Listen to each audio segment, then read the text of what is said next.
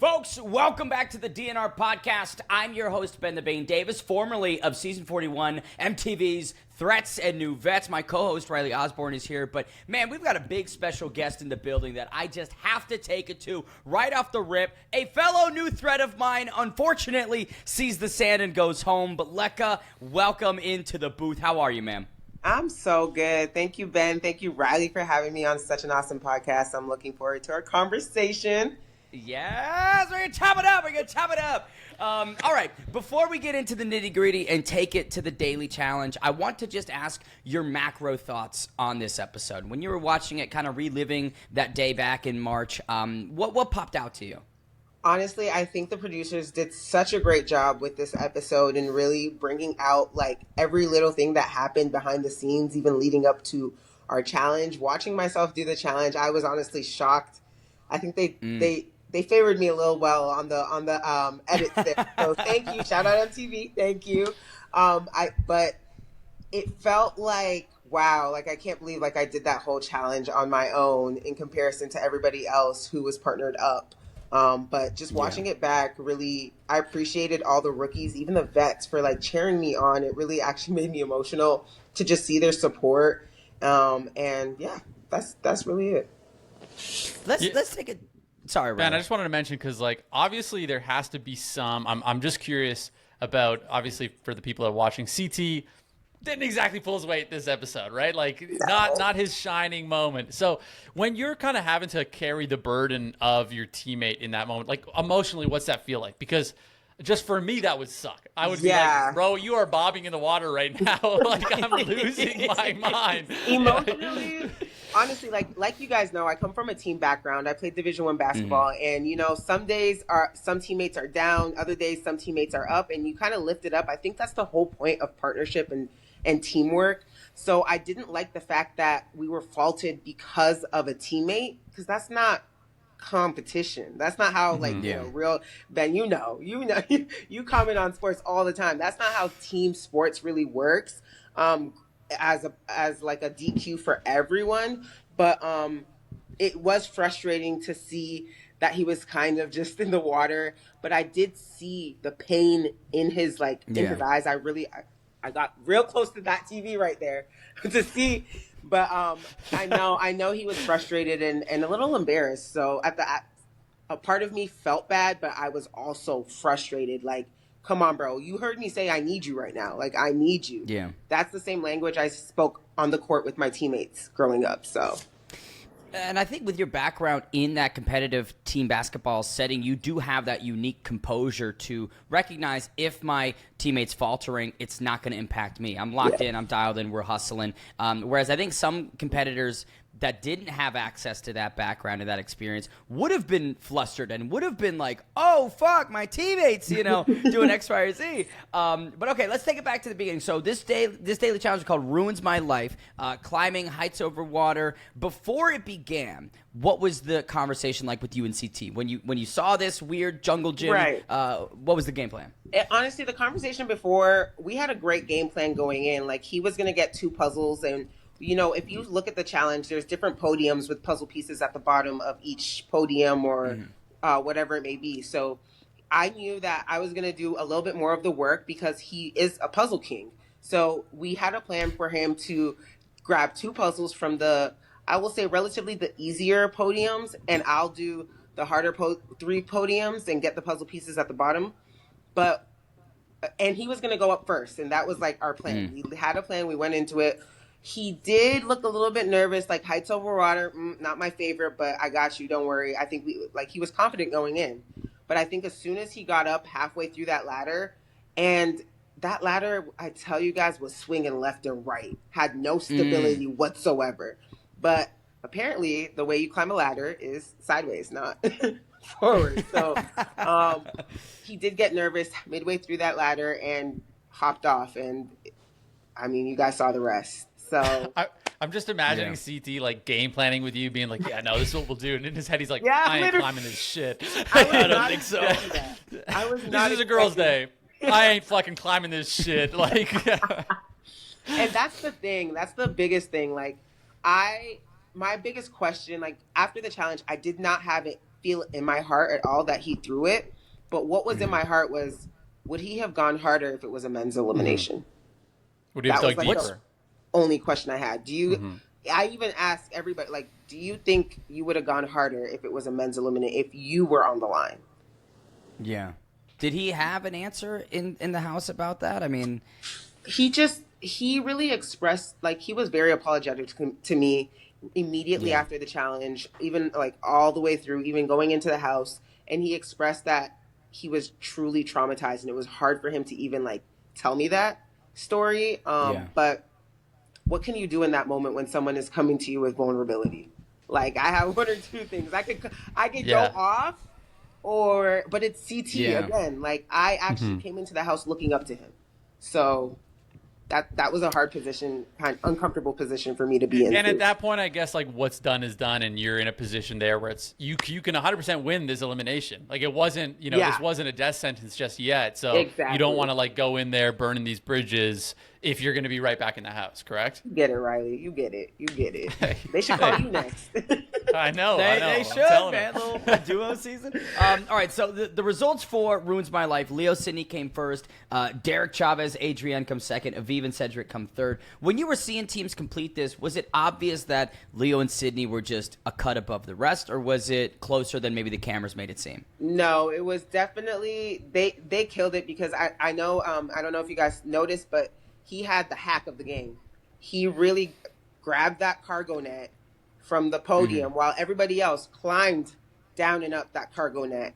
So he cut off a lot of time. He was just way more wiser than everybody in that moment to just grab the cargo net from one podium, swing it on over, and grab that puzzle piece right underneath that cargo net. And that saved them probably like 3-4 minutes. Wow. He's, Leo is, as much as he talks, he's a smart guy as well. There's a brain in there. But I am curious, even before, we'll rewind a moment, the beginning of this episode is him doing a monologue in the bus about unity and new threats coming together. I remember at the tail end of my time on this season, that was a growing conversation, and we were all kind of like, look, it's time that we band together. So this season kicks off with that monologue. So coming back after episode 5, everybody was locked and loaded as one. Was that kind of the focus? That was definitely the focus. And as you know, even when you were in the house, there were whispers of, look, guys, we have to come together. This rookie alliance that's happening is hurting us more than it is helping us. And we think that clinging onto the vets is going to take us to the finish line, but it's really not. So you were part of those conversations. So I think Leo just kind of took it upon himself to publicly announce it to the group as one. Because if you notice Leo's game, he is a very strategic player. He kind of had trust on both sides, the UK alliance and the other alliance. Like, he had trust on both sides, and he was wise about that. So I do think that he was the best person amongst the rookies that could send that message because of the strong alliances that were already set. So him or like you, I was even saying on Banana's podcast, the people I couldn't know where they stood because they kind of were in the middle were Ben, Leo, and they played like a wise strategic game. Like, I'm not fully on this side, but I'm not fully on that side. And those were the people that could, I think, speak on behalf of both sides. To bring in both, and that's like the whole, Riley and I have spoken about my strategy this season at length. The wallpaper, the gray man. It did not work for me, but in this moment it does work for Leo, which is great. But I'm curious, that's when Izzy kind of decides to stab things in the back a little bit. She's got her prior history with Olivia. Did you, like, when you're on that bus right back and Leo's making this monologue about unity, in your head were you like, okay, but Izzy's in the back seat and she might be telling Olivia? Yeah. I knew 100% she was going to tell Olivia. Leo knew 100% she was going to tell Olivia, which is actually why he kind of started coming over to the other alliance, because he noticed how clicky and how everybody else was playing a vet's game in his alliance, meaning the females in his alliance were kind of playing a messy game. And he was like, okay, now I got to start taking a little step back. And he called it out. He spoke to us privately. I'm talking about Jeremy, Dee, Sydney. He spoke to us privately and said, like, look, like, I know Izzy's probably going to tell Olivia this. And truth be told, it happened. Yeah, when I was watching this one, it's really been interesting to me because when you go into a lot of these seasons where it's like vets and then people that are new, you have this inherent belief that the vets are going to have a large advantage. But as the season's been playing it out, it really hasn't been playing out like that. Like a lot of these new threats have been serious contenders and dominating a lot of the challenges. And so it's interesting to me how it seems like the vets and the new threats have formed almost natural alliances. Yeah. But you could tell everyone who's like, Izzy is not kind of aligned here. I'm very curious to see how that's going to kind of work out later in the season. My only question with going back to the actual challenge itself, where was the most challenging part? Was it the puzzle at the end? Was it the physical aspect? Watching it seemed like 90% physical, easy puzzle at the top. That's how it came across. Actually, the puzzle was hard, but I will say the physical part was harder. But Okay. the puzzle was just as hard, like mentally.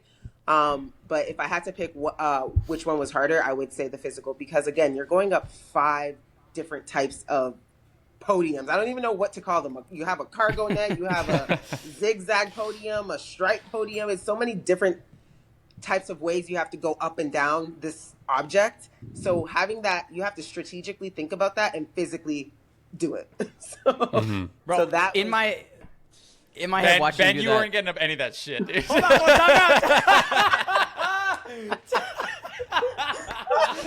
Ben, you would have killed the puzzle.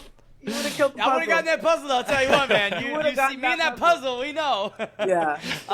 Okay, so right after this ends, TJ says, Leo, Sydney, you guys are in first. When you guys walk back to the buses and you're heading back to the house from the challenge, is there kind of a sense of who they want to put up on the chopping block against Olivia? So believe it or not, even Sydney being in my alliance, they kept their cards very close immediately after the challenge. But however, we knew, even the vets knew, that Sydney and Leo partnered together. Those are probably the worst 2 partners to be together in this type of game, because they're going to make a big swing. They're going to make a big move. And that's what we all knew as rookies. Like, okay, Leo just made the announcement of us rookies coming together. He's obviously not going to put a rookie's name in, so it's going to be a vet. We knew that as rookies. And we knew Sydney was obviously down for that too. So we knew that they were going to say a vet's name. We just didn't know who at the time.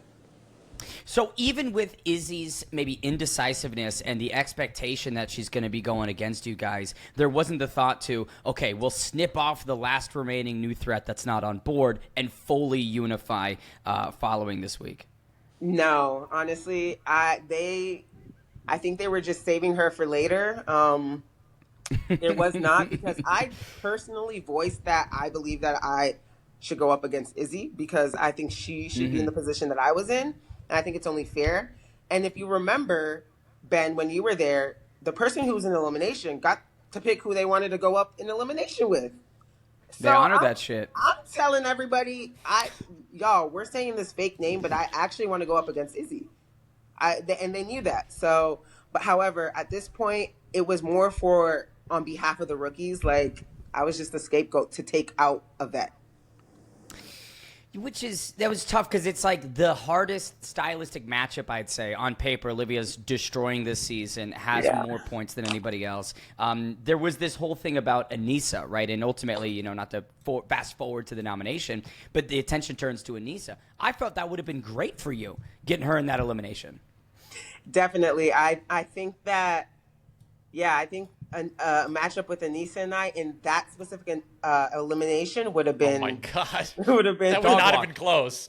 Yeah, it would have been a little bit of a different outcome, but at that point, I wasn't keen on having Anissa's name go up against Olivia's name. I wanted Izzy's name to go up against Olivia's name, but. You won't get that, you won't get that get back.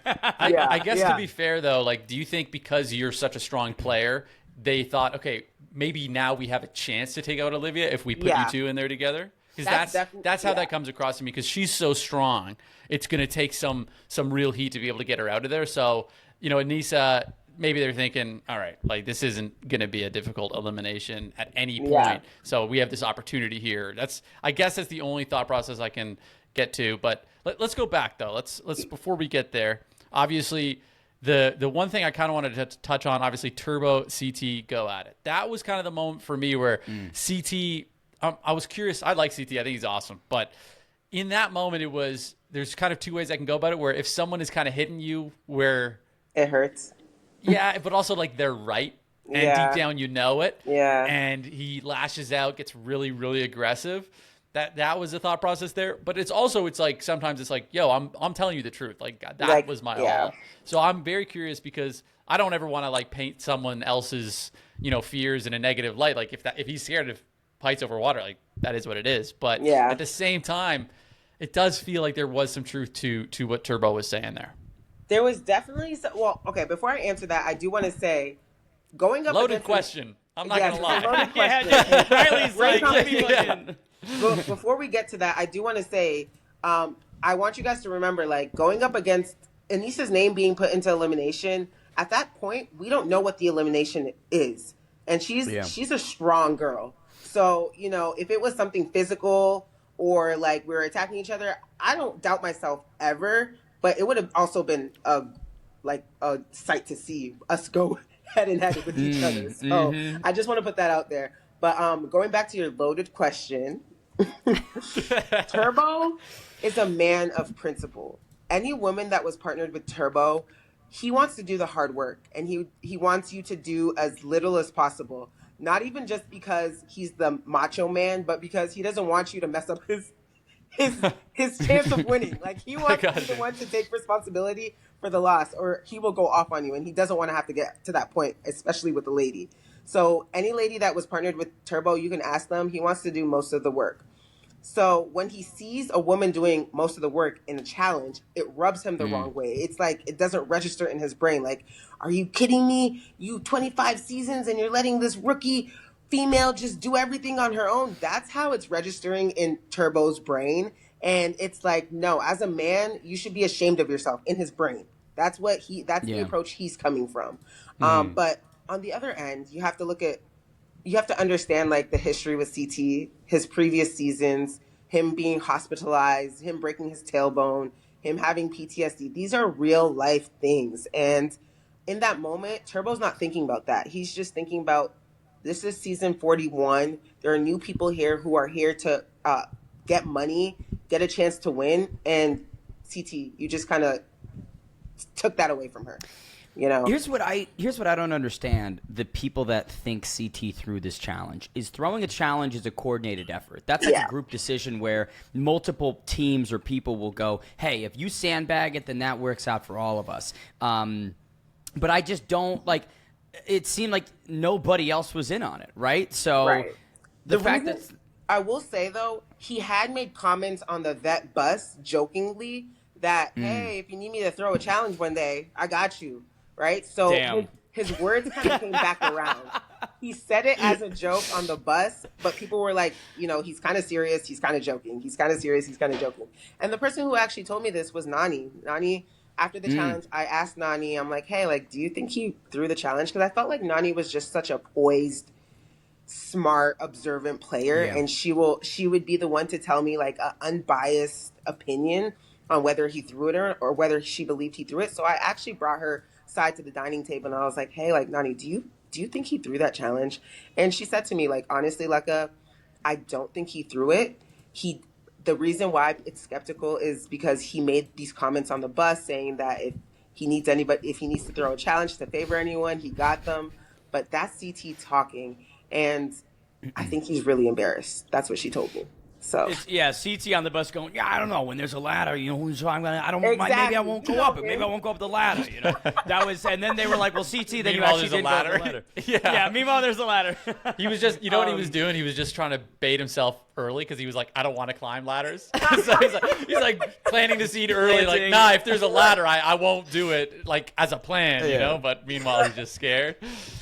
What was I want to change it to, before we get to the nomination, your relationship with Olivia, because I think both you and myself, a couple of the other new threats, were kind of like on completely separate sides, to the point where I didn't even have like conversations with her to get to know her in a personal way. You know what I mean? Yeah. So I'm curious, before this nomination even goes down, and you're kind of hearing there's things swirling. I'm going up against her. What did you make of Olivia, and how close were you to her? So honestly, coming into the challenge, I was an Olivia fan. I'm not even afraid to admit that because After I watched this girl break her nose and beg TJ to still keep competing, she earned my respect. So coming into the house, I was excited to try to get in the alliance with her, try to work with her, meet her and actually play this game with her because she's also an athletic female. And I love working with athletic females.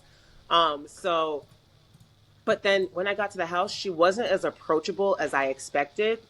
But homegirl was pregnant the whole time. Like, it Straight up. sense. Homegirl is pregnant. She's going through hormones probably going crazy.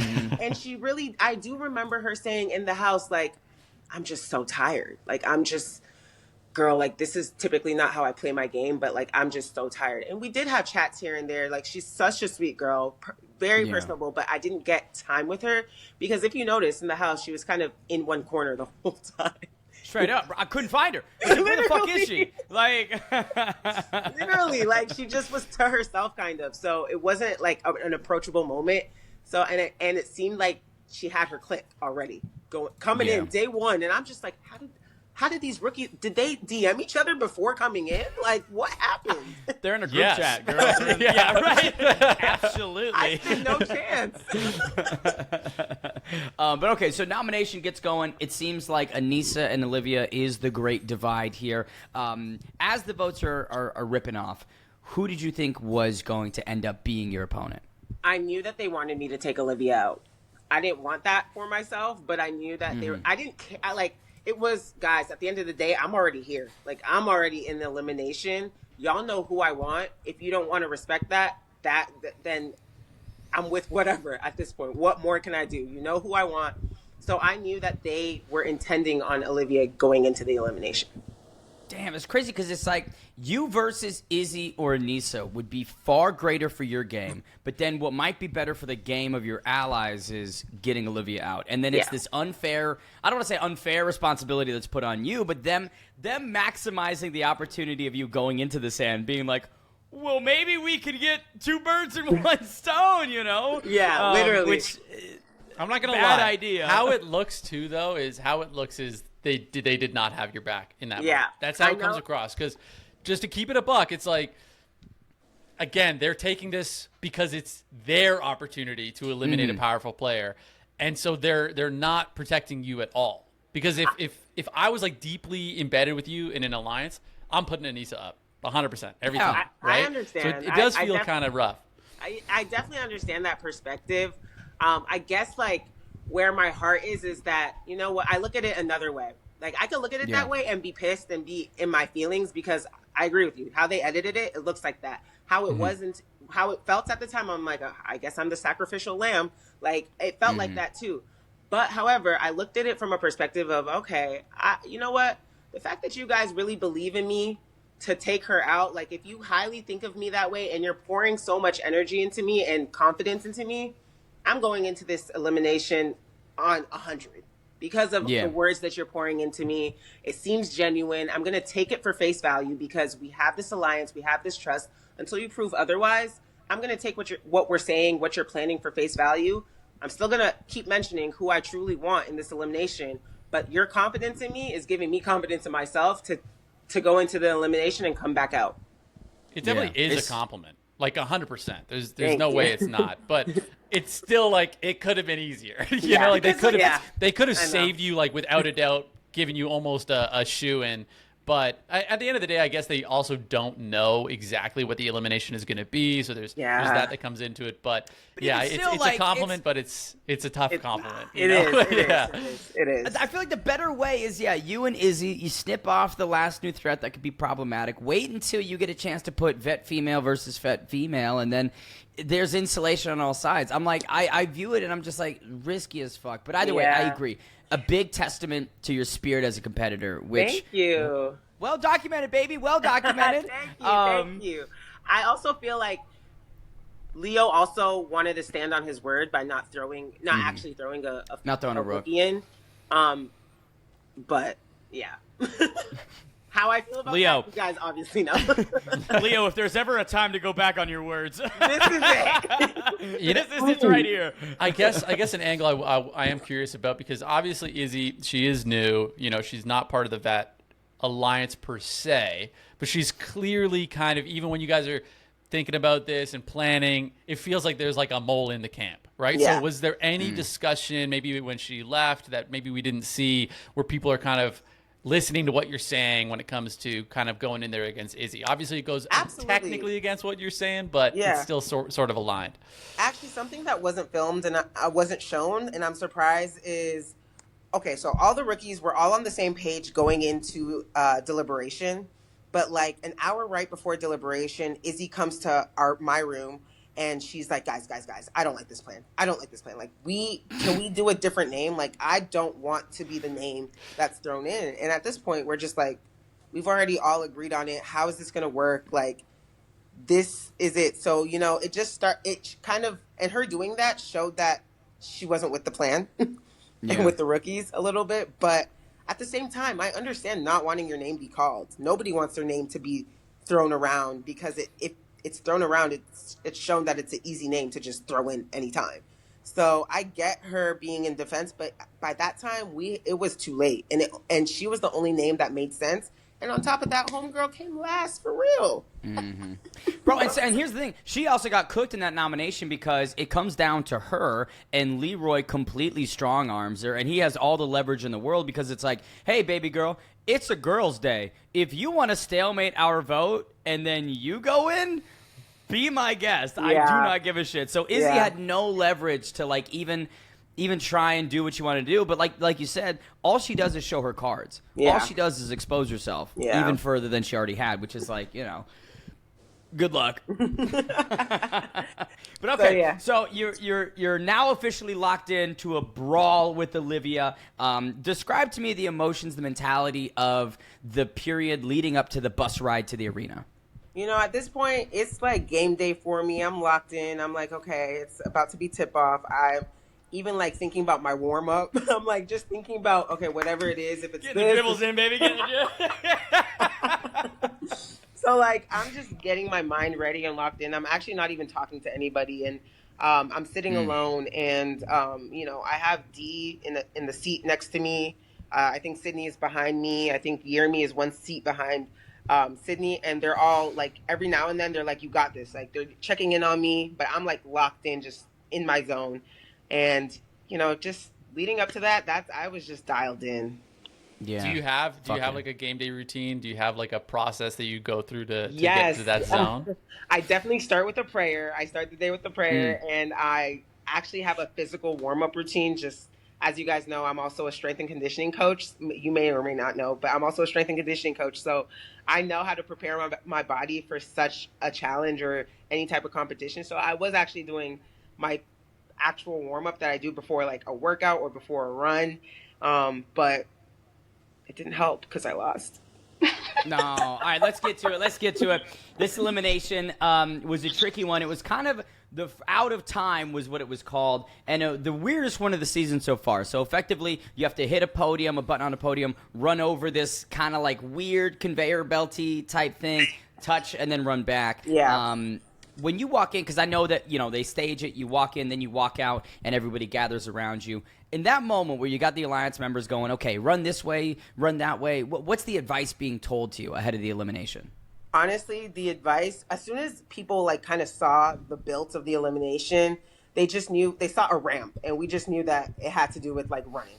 You see a ramp as an athlete, you're like, you gotta run up that ramp. We're not skiing down this thing. Like, exactly.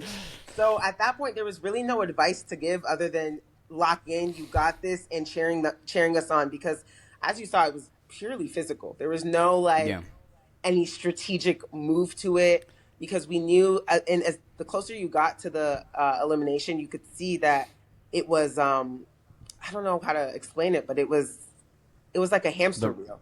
But it's rollers. Yeah, it was rollers. So it's like, oh my goodness. And that made it even like, okay, this is going to be a little harder than we thought, but it's fine. It's fine. And even Olivia and I were checking in with each other like, dude, this is going to be hard. We knew. How rolly were those rollers? On a scale of 1 to rolly. One to rolly, they were rolliest. They were rolliest. They could not be rollier. You couldn't hold on to anything. Like, you couldn't hold on to anything. Even the sides, like, it was hard to have that grip. Yeah. And, just thinking about it, it's so exhausting. It's just exhausting. I'm not gonna lie. I saw you at the end there clinging onto that side, like I don't want to roll down this thing. And honestly, that wasn't allowed. Like, you weren't supposed to touch the black. But at this point, I'm fighting for my life. So everything passes. So I have two quick questions. Obviously, first things first.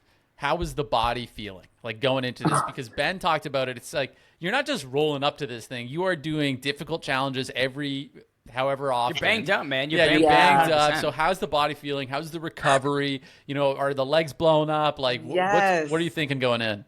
Honestly, I was physically tired, especially the day before was the challenge that everybody watched. So there wasn't typically there's like 2 days before a challenge or an elimination, or I think it happens right after. But for my experience, it was the challenge with CT. The next day, it was the elimination. Keep in mind, Olivia was the hangnail, so she didn't have to do the previous challenge. But nonetheless, mentally, we were going into it like we were already exhausted. There was a lot of drama that happened that led up to this elimination, so much. So physically, I was exhausted. Mentally, I was exhausted. But I was so locked in that those things were just put to the side for me.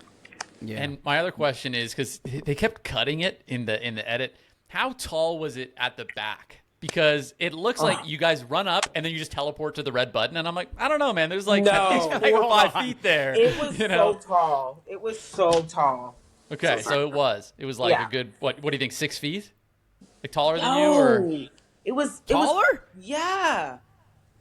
It was 25 like 20 feet. It was 2 of me. It was 2 of me. It was me plus half. So what is that? I'm some 5'8" plus half of me. Because I couldn't 7, touch it 8 with feet my tall. arms. Yeah. Damn. Wow. Okay. Tall. It was tall. Okay. So you're obviously you start off really, really strong. You're launching up this thing. You're feeling good. When did the lactic acid really start to build up? Like when did you start really feeling the burn where the body just wasn't responding anymore? After sprint 6, and I think that was minute 2:30, like halfway through, I was exhausted. Like I was like, I can't feel my legs. It's not moving. Like mentally I want it to move, but physically it's not moving. So by sprint 6, I was so out of it. But like I'm a sprint athlete. Like I'm a fast twitch muscle athlete. I'm not your endurance girly, although I have been training, but I'm not your endurance girl. But so you did see me come out the gates fast because your girl ran track, 100 meters, 200 meters. That was her thing. So seeing these sprints, I can do sprints, but for 5 minutes, come on. It's a ball game. Come on. It is. What was because like you had such that great success. What was clicking on those rollers getting up, and then what fell apart? Did you find a strategy as the elimination was progressing? So longer strides was definitely helpful, but if you're taking longer strides, you have to be explosive coming out those long strides. So it's taking a lot of energy out, but you can get up there. I was like saying, okay, I could get up in like 5 strides maximum. I'm good. And it just the longer you go, the harder it gets. That incline just kept looking like it was going up and up and up and up.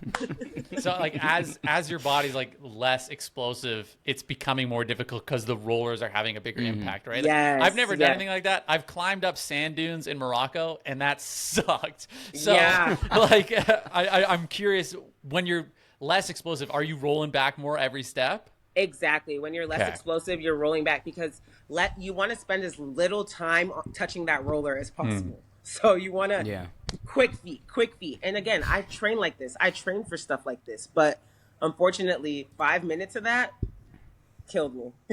That's a lot. Olivia, like I'm looking at her, it seemed as though she kind of took a more methodical pace to it. She was kind of like, okay, like slow and steady wins the race. Yeah, exactly, right? And it's really tough, I feel like, I was talking to Ben about this, because you guys have never done this before. You don't get a warm-up run. It's kind of impossible to dictate where the fatigue is going to set in and how to be like, oh, like I went light, but then I had more to give at the end. I mean, credit where it's due. You had nothing left to give at the end, but it's like maybe if you'd played a different strategy or whatnot. So when you're over there watching her kind of get number 9 and number 10, like what's going through your mind? when I'm watching her, I'm just like, honestly, she just played the long game. I played the shorter game, and I just need to play the shorter game a little bit longer. What I do regret is just not being endurance enough for such an event, like for such a elimination. But I don't regret going 100% out the whole way. I know I'm capable of going 100% out for 5 minutes. I know that, but I just was not prepared for that. Yeah. Then. So that's the thing. If you had that pace and maintained it, yeah, it'd still be there exactly. Which is definitely. I would have got 12. What was because I know the peanut gallery was active this time. Did you hear anything advice-wise from the crew? What were they shouting at you? They just kept saying, keep going, keep going. It was just encouraging. And even when I slowed down, they were like, keep going. Like, you're right there. And they were telling me the numbers. Like, they were telling me how many, where we were at. Because while I'm doing it, I'm not really paying attention to her numbers or my numbers. I'm just going. I'm just dialed in and locked in. And maybe that's where I could have done a little bit better job at. In, playing the game and being like strategic and paying kind of attention to my opponent. But going into it, I think I even said this, it was me versus me. It wasn't like me versus Olivia, especially because it wasn't like a physical competition. I never touched her. She never touched. Like, it was literally me versus me. So Ben remembering getting his fucking claw cleaned out. I wish I had a me versus me, maybe. Nice. Yeah. Sorry, Ben. I do wish I had your elimination instead. Yeah, you would have that trucked would've her, man. been- You would that have would've been trucked her. That'd be sick. Yeah, easy. just straight so through her. fun. Yeah. But okay, so unfortunately, Olivia ekes it out as the fatigue sets in. Now you have been eliminated. TJ's saying this ends your time on season 41. What's going through your mind in that moment? This has been a month and a half, 2 months of work, something that you went through a whole process to get onto, and it ended. What are you feeling? At that point, I'm honestly thinking about how disappointed I am in my performance in the elimination and what I need to do to never let that happen again. That's literally where my head is going. Like, I'm like, nah, I need to go run a mile every day. Like, I'm already planning my my workout plan in my head. Hill because I'm sprints. like, Hill sprints. Hill sprints. yes, I'm like, yes. And that's exactly what I did when I came back home, because I was so upset with myself, because I felt like that was the elimination for me. Like, that is how I train. That is the elimination for me. So I was so disappointed in myself for just losing it. But I honestly gave even more respect for Olivia, because that was tough. And guys, she was pregnant. I lost to a pregnant woman. Well, and it's less. I will say less on you. I think to some extent more just how badass she is. Yeah. And like, bro, she did like. I heard the stories of her training ahead of this season with Chavez here in Phoenix, like the lengths she would go to make sure her body was competition ready. So, I mean, she came in here with a point to prove, and she's been doing it. But okay, random questions that I want to dig at you and toss at you and stir Yes, the pot. guys, I only have about 5 more minutes, by the way. I just want to No worries. I'm so sorry. Perfect. No worries. Who was the messiest person in the house, out of curiosity? Gabe. Messiest person? My answer is Gabe. Yeah, definitely. Gabe played a messy game. Like, it was just like you couldn't breathe him. He was one of those people who you knew where he stood, but they didn't stand with him. Like, it was just Right. He was in his own world most of the time. I didn't know. The general of no army. Just like. And, like, Gabe was someone like I really tried to ally with, but he wasn't clicking for him. Like, it just didn't click for him. So it was like, I can't force you to be our friend. So Literally, yeah. It's like, I can't get you out of your own way, man. Every time something like goes slightly awry, his response was, "I'll see you in the sand. Throw me in the sand. I don't mind going." And I'm like, that guy. "Good for you, dude." He's great, man. Okay, who was like the people you felt closest to? We saw the Jungle and the Tarzans, or the Janes and the Tarzans. But who are your boys and girls? as you guys saw, I was closest with James and the Tarzan for sure. But at the same time, I was trying to get in with the vets, but it was just so hard to ally with them because they were already, clicked up. So that was James and the tricky. Tarzan. And like everybody was kind of like, didn't trust everybody. So it was hard to do that. But I found trust in James and the Tarzan with Dee, Sydney, and Jeremy. I was going to say, it was funny seeing that clip, that segment of you guys talking about the pool table and that whole alliance forming, because I was like, I wasn't there. Yeah. Oh, golly. Riley, any final questions for my fellow new Threat Leka here? No, I just want to say thanks so much for tuning in, for coming on and giving us the deets because unfortunately, we lost it with Ben, but yeah, you've been fantastic. Gee, it's so hard for me to watch the show without Ben there because that's my boy. But yeah, thanks so much for coming on and giving us the deets, giving us all the tea. Yeah. Thank you I so appreciate much your for time. having me. I appreciate you guys. Always, girl. Always. Hopefully, I'll see you soon, okay? Yes, absolutely. Have a blessed one. Thank you guys. You How's it too. going? Bye. Man, what an episode. Episode 6, the first one post Ben Davis. I know. What would that be? I don't want to BB. bitch about it too much. Yeah, No, there's AB BB after and Ben. AB and Yeah. there's BB and AB. No, I think it was great. It was such a cool daily challenge in the sense that, Heights Over Water shows the real structural engineering creativity of the production team, and I thought it was fun. I just don't think CT threw this one. This is my hot take. He didn't. I don't think he threw it. It would have been a coordinated effort with his allies. He would have thrown it in a different way. Like he says in the confessionals, there's better ways to throw a fucking daily challenge, not, biffing it on a fucking ladder over and over. Like, for those that don't know, on Season 40 Battle of the Eras, when he fell on that daily challenge, like, he got stretchered out, shit still in his pants, stretchered out to the ambulance, to the hospital, shit still in his pants. Wait, he shit his pants? Shit his pants when he hit the water.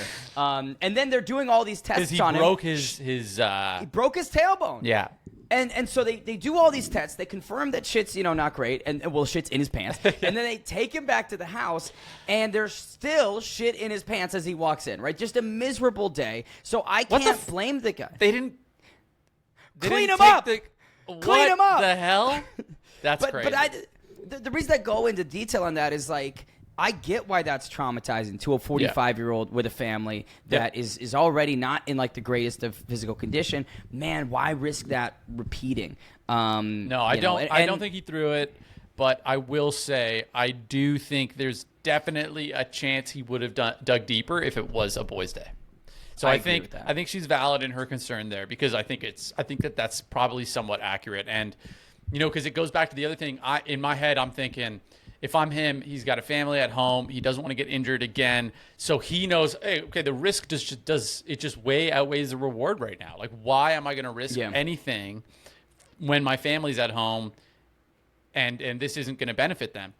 The inverse of that is if he's able to stay in the game, it's like, I'm going to do this for my family. So again, it just goes both ways, but it's just a flipped script, right? And so at the end of the day, it wasn't to benefit him. And it's like, fundamentally, if that's me, I don't even know if I'd do it differently. I don't know if I'd do it differently because, as we've seen, we're changing up teammates every time.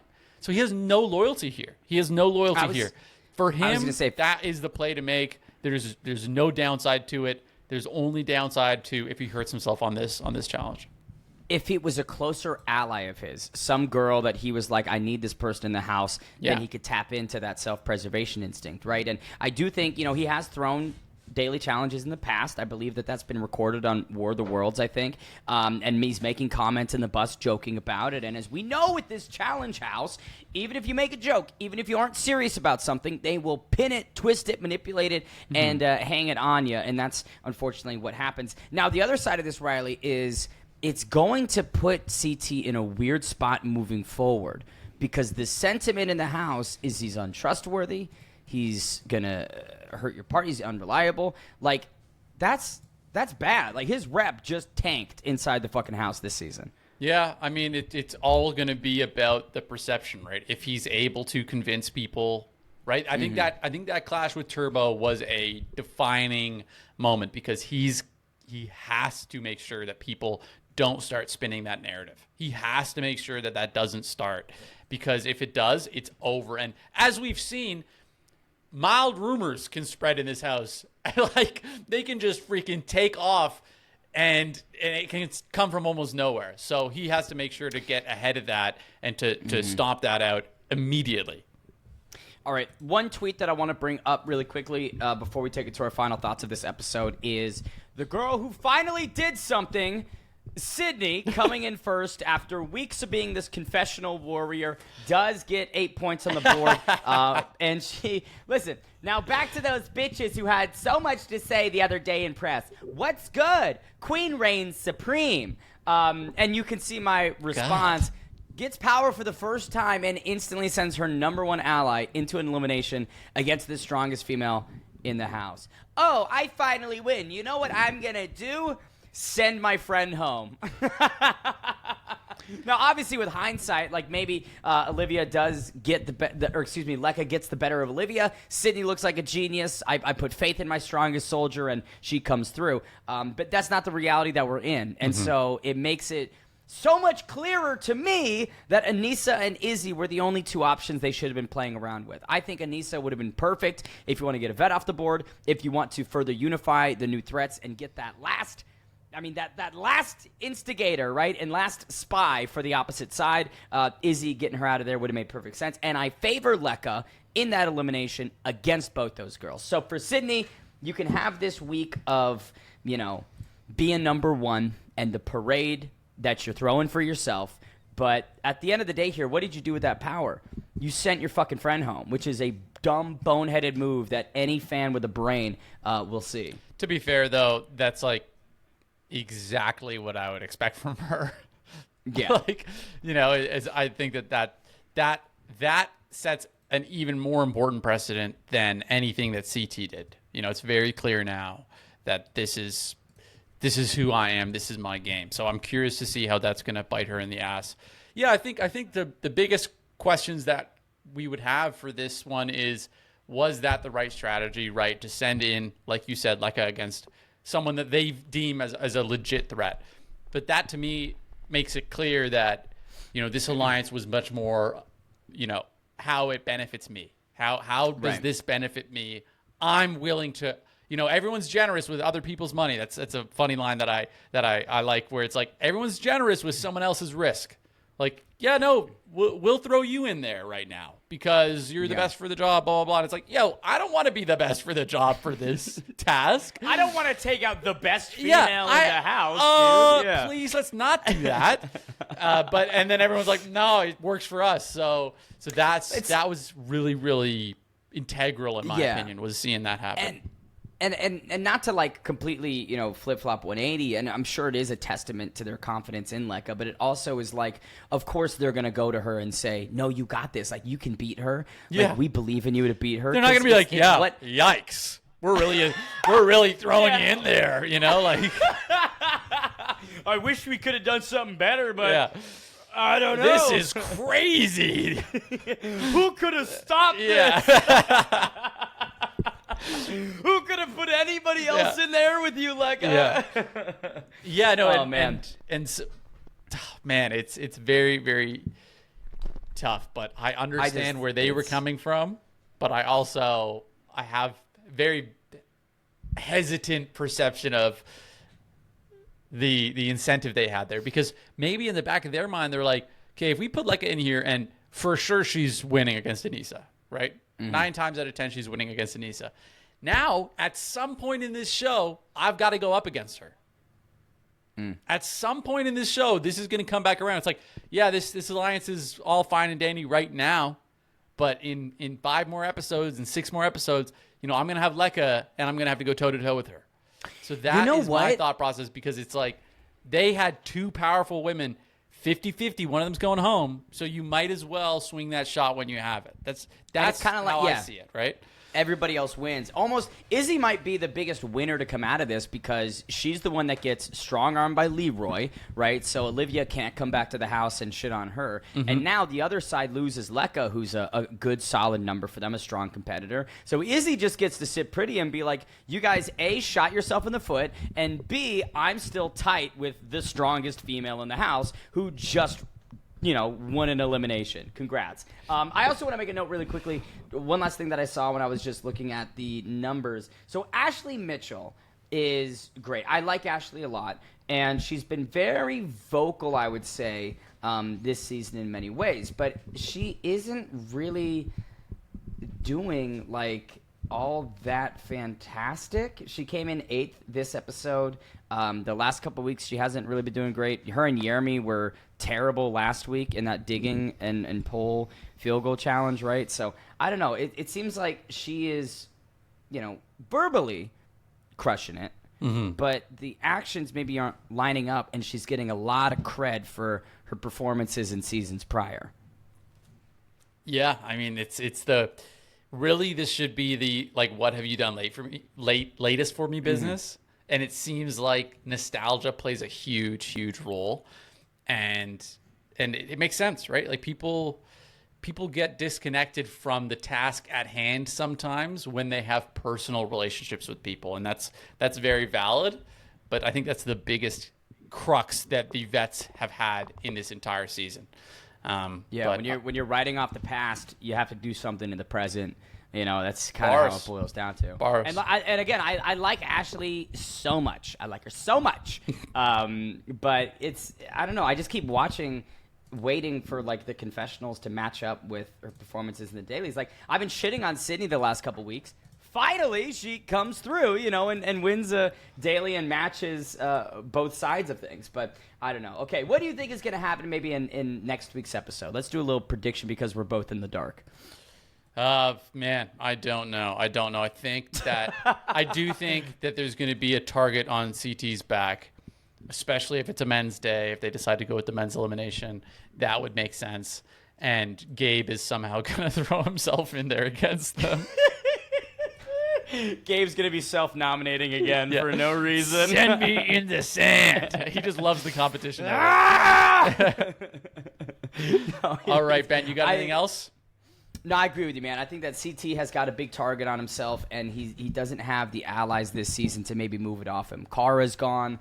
Seems like he's caught no man's land, and if you've got all of the new threats who have the numbers still against you for sending Leka home, then Spaghetti-O. But all right, thanks everyone for tuning in, man. I hope you guys enjoyed this one. Obviously, I can't share the direct experience and the firsthand POV for the first time this DNR run, but we brought in Leka. I like Leka a ton. I thought that was a great interview. First of many. We'll be doing that weekly, bringing on a current cast member to provide their thoughts. But yeah, make sure you like. Make sure you like, subscribe, comment, share, post this on every social media platform, mail it to your friends, family, and your neighbors. Talk about it, word of mouth, word of mouth. All right. Or just dislike the video. Just dislike it. Just smash the dislike Block us. button. No, guys, thank you so much. Appreciate you guys. Take it easy. Shut up, Ben. Bye.